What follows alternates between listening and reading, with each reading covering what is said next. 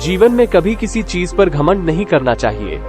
घमंड के कारण अपने भीतर छुपे हुए अंधकार का हमें तनिक भी ज्ञान नहीं होता।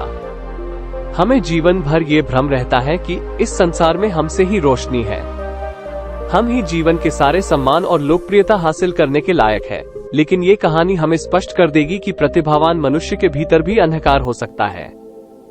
एक गणितज्ञ जो कि प्रतिभा के धनी थे, हर चीज को जोड़ घटाने में माहिर थे। उनकी ख्याति बहुत दूर दूर तक फैली हुई थी। उन्होंने बहुत सारी किताबें लिखी हुई थी। इतने अथाह ज्ञान की वजह से उनके भीतर घमंड आ गया था। उन्होंने जब एक महान दार्शनिक के विषय में सुना तो उनके मन में उनसे मिलने की इच्छा जगी। वो सोचने लगे, देखे तो ऐसा कौन सा ज्ञानी है जो मेरे जैसे महान गणितज्ञ, सत्य का ज्ञाता, वेदों का जानकार, इतनी सारी पुस्तकों का लेखक को परास्त कर सकता है। दूसरी तरफ दार्शनिक थे जिनका ज्ञान देने का तरीका थोड़ा सा अलग था। गणितज्ञ ने उनसे मिलने का अनेक बार प्रयास किया, किंतु दार्शनिक तरह तरह के बहाने बनाकर गणितज्ञ से कहते रहे कि उन्हें बहुत काम है। लेकिन ये सच नहीं था।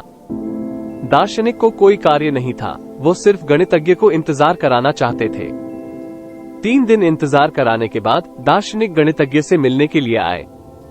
दार्शनिक ने गणितज्ञ से कहा, मैंने सुना है तुमने बहुत सारी किताबें लिखी है, तुम बहुत कुछ जानते हो, इसलिए मैं तुम्हें एक कागज और कलम देता हूँ। तुम जो कुछ भी जानते हो लिख दो, क्योंकि उन विषयों पर बात करने का क्या लाभ जो तुम जानते हो। अगर तुम उन विषयों पर लिख दोगे जो तुम जानते हो, तो हम उन विषयों पर बात करेंगे जो तुम नहीं जानते। ऐसा करने से सही मायने में हम कुछ ज्ञान की बातें कर पाएंगे और समय भी बर्बाद ना होगा। ऐसा कहकर उन्होंने कागज और कलम गणितज्ञ के सामने रख दिया। गणितज्ञ वैसे तो बहुत प्रतिभाशाली थे, लेकिन उन्हें समझ नहीं आ रहा था कि आखिर वो इस कागज पर क्या लिखें। इंतजार करते हुए उन्हें कई घंटे बीत गए, लेकिन उन्हें समझ नहीं आया।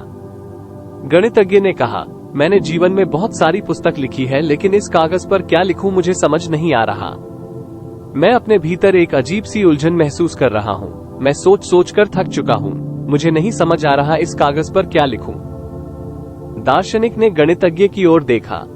दार्शनिक ने कहा, मैंने सुना है तुमने तो 1700 पन्नों पर सत्य की व्याख्या की है और तुम्हें समझ नहीं आ रहा कि क्या लिखा जाए। ये तो बहुत अजीब बात है।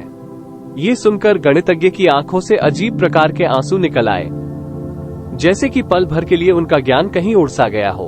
उसके भीतर खुद को लेकर एक प्रश्न चिन्ह सा बन गया। जीवन में पहली बार वो एक ऐसी स्थिति में आया हो जिसमें उसने खुद से ही सवाल किया और गहराई से सोचा, वाकई में क्या मैं कुछ नहीं जानता। गणितज्ञ ने कहा, क्या मैं कुछ नहीं जानता? मैंने अपनी पूरी जीवन शक्ति ज्ञान को अर्जित करने पर लगा दी और आज मैं ये क्या महसूस कर रहा हूँ कि मैं कुछ नहीं जानता। दार्शनिक ने कहा, तुमने ज्ञान का पहला सबक ले लिया है कि तुम कुछ नहीं जानते। नहीं जानना एक शुरुआत है। अपने बीते हुए जीवन में जो भी कुछ तुमने जाना था, आखिर में जाना ही नहीं था। वो तो सिर्फ व्यवहारिक ज्ञान था, स्वयं का ज्ञान नहीं। ज्ञान के इतने बड़े समुद्र में व्यक्ति थोड़ा सा ही जानता है, लेकिन उसे अपने ज्ञान का घमंड हो जाता है कि वो बहुत कुछ जानता है।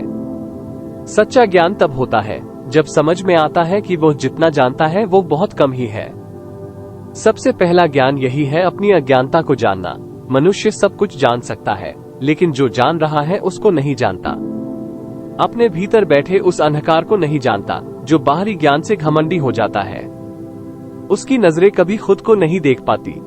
वो सदैव ये देखता है कि लोगों की तुलना में उसने क्या इकट्ठा किया है, लेकिन उस ज्ञान के पीछे कितना अंधकार जमा हुआ है, उसे देखने से वो वंचित रह जाता है।